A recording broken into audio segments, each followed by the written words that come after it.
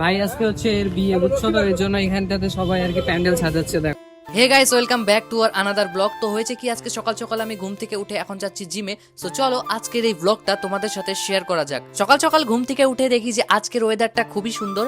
তো আজকে হয়েছে কি, আমার একটু লেট হয়ে যাওয়ার কারণে আমার ফ্রেন্ড আমার জন্য অপেক্ষা করছিল। যেহেতু আমরা দুজন একসাথে জিম করতে যাই, তো সবার প্রথমে ওকে ওর বাড়ির থেকে রিসিভ করে নিলাম। তারপর আমরা হেঁটে হেঁটে যেতে থাকি। তো হয়েছে এটা কি, যেহেতু আমরা দুজন একসাথেই যাই তো স্কুটি করেই যাই, বাট আজকে ব্লগ বানানোর কারণে আমাকে হেঁটে হেঁটে যেতে হচ্ছে। এরই সাথে আমি যেখানে থাকি তোমরা এই জায়গাটাকে ভালো করে দেখে নিতে পারবে। তো চলো এখন আমরা হেঁটে হেঁটে যাচ্ছি। সো আমাদের বাড়ির থেকে হেঁটে হেঁটে যেতে 10 থেকে 15 মিনিট লাগে, আর যদি স্কুটিতে যাই তাহলে হাইস্ট 10 মিনিটের আগেই পৌঁছে যেতে পারি।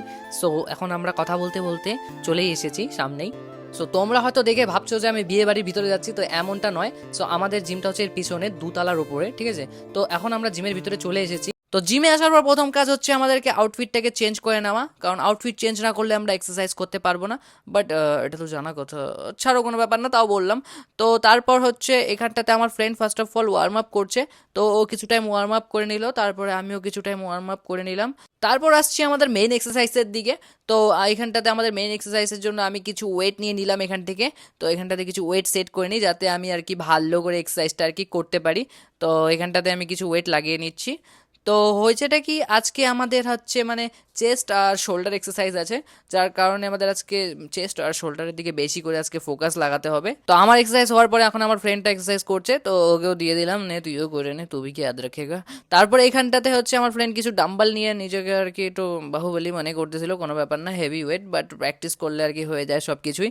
তারপর ডাম্বল দিয়ে লাস্ট এক্সারসাইজের সেটটা আমিও কমপ্লিট করে নিলাম। তো তারপর এখানটাতে একটা ভালো দেখে মিউজিক বা সং লাগিয়ে দিই, কারণ এক্সারসাইজ করার জন্য জোশ আসে না ভালো একটা মিউজিক না থাকলে।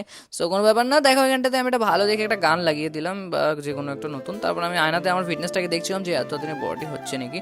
সো থোড়ি না হবে, তো কোনো ব্যাপার না। তারপর রেডি টেডি হয়ে আবার আমি বাড়ির জন্য মানে বেরিয়ে গেলাম। তারপর নিচে এসে দেখি বিয়ে বাড়ির মতন একটা ভালো দেখে প্যান্ডেল হয়েছে। তো এখানটাতে দেখার পরে ভাবলাম যে আমার বন্ধুরা আবার বিয়ে নাকি, ওর সাথে একটু মজা টজা করলাম। তো তারপর ও বলে এখন আমার বিয়ের বয়স হয় নাই, তাই বিয়ে হবে না। তো কোনো ব্যাপার না, যেদিন হবে দেখা যাবে। তো এখানটাতে হয়েছে কি, গতটা দেখছিল সেদিনকে আমাদেরকে একটা বাইক এসে এখানটাতে জল ছিটিয়ে দিয়েছিল, তো অল্পের জন্য সেই যাত্রা বেঁচে গিয়েছিলাম। তারপর হাঁটতে হাঁটতে আমরা ওর বাড়ির সামনে চলে এসেছি।